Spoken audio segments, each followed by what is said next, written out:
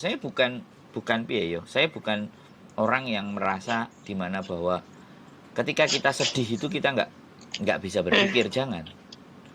Justru kita sedih, kita terima dulu kesedihan itu. Oke, aku mbak apusi, siap tak tompo. Oke, sekarang tak adepi. Gusti Allah kuatkan hati saya. Gusti Allah, aku wayono dalan. Ngomongnya kayak gitu. Bagi sampean enak gue gak ngerasakno iso guyang-guyu. Jari sopo gak tahu ngerasakno aku ditipu. Tahu juga, Mbak.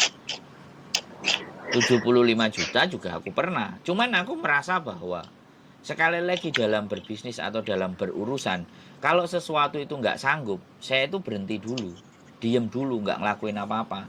Sampean harusnya ketika ditelepon, dipaksa-paksa, matikan, blokir. Jadi kalau suatu saat nanti ada seseorang yang membutuhkan sampean dan sampai ngoyo itu blokir, pateni, selesai.